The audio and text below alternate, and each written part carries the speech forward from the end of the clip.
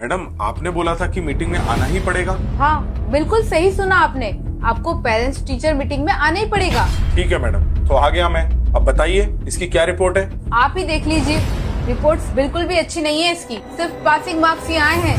या फिर आप ये समझ लीजिए कि हमने आपके बेटे को फेल होने से बचाया है। लेकिन इसके कम मार्क्स क्यों आए? पढ़ाई पे बिल्कुल भी ध्यान नहीं है इसका, और ना ही आप लोग ध्यान देते हो।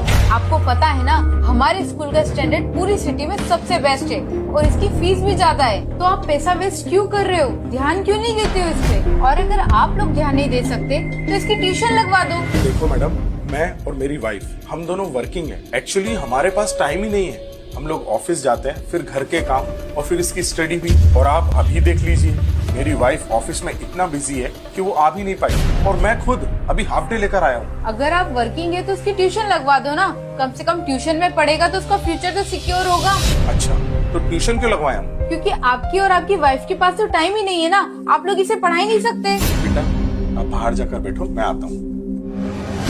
मैडम आप एक बात बताओ, अगर इसको हमें ही पढ़ाना था, ट्यूशन वालों से ही पढ़वाना था, तो फिर हमने इस स्कूल में एडमिशन ही क्यों दिलाया? आपके बोलने का मतलब क्या है? मतलब ये मैडम कि मेरा बेटा सुबह 9 बजे से लेके दोपहर के 3 बजे तक 6 घंटे आप लोगों के साथ में रहता है, और बाकी टाइम में वो थोड़ा रेस्ट करता है, खाना खाता है, और उसके बाद में थोड़ा बहुत फ्रेंड्स के साथ में खेलता भी है, फिर सो जाता है। उसके बाद वो छोटा सा बच्चा क्या क्या कर लेगा? अरे 6 घंटे रहता है आप लोगों के साथ। जब 6 घंटे में आप लोग ही नहीं पढ़ा पाए, तो मैं 1 घंटे पढ़ा के या कहीं कोचिंग पे 1 घंटा पढ़ के क्या ही कर लेगा वो? देखिए मेरा मतलब वो नहीं था।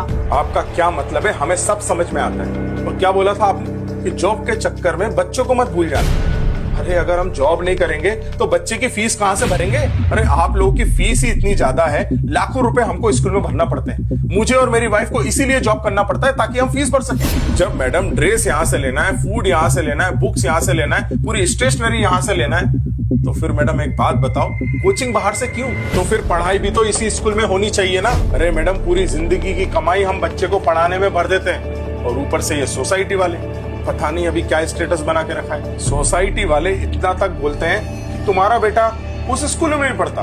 ओहो, अगर वो उस स्कूल में नहीं पढ़ेगा ना तो तुम्हारा बेटा जिंदगी में कामयाबी नहीं हो पाएगा। उनका यही कहना होता है कि फलाने स्कूल में एडमिशन करा दो, बच्चा कामयाब हो जाएगा। और मैडम इन सब सारे झमेलों में फंसता कौन है? हम जैसे मिडिल क्लास लोग। तो मैडम मेरी बात आप कान खोल के सुनिए, मैं इसको किसी भी ट्यूशन क्लास में नहीं भेजने वाला, और ना ही मैं मेरे बेटे को घर में प्रेशर देने वाला हूँ। मैंने लाखों रुपए देके आपके स्कूल में एडमिशन कराया है मेरे बेटे का, तो आप लोगों की जिम्मेदारी बनती है कि मेरे बेटे को पढ़ाएं और उसके मार्क्स अच्छे हैं। अगली बार हमें बुलाने से पहले ये सोच लेना कि अगर मैं यहाँ पर आया तो ये सवाल मैं आपसे पूछूंगा कि मेरे बेटे के कम मार्क्स क्यों आए, क्योंकि मैं लाखों रुपए इस स्कूल में भर रहा हूँ और सिटी के बेस्ट स्कूल में पढ़ा रहा हूँ। So madam, I hope you understand my point, and this line is not for only my son, this is for all the students.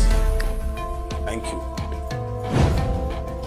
दोस्तों एक बात तो बिल्कुल सही है, आजकल के स्कूल्स का ध्यान फीस लेने में है, ना कि बच्चों को पढ़ाने में। अगर मेरी बात सही लगी है ना दोस्तों, तो कमेंट जरूर करिए और शेयर जरूर करिए।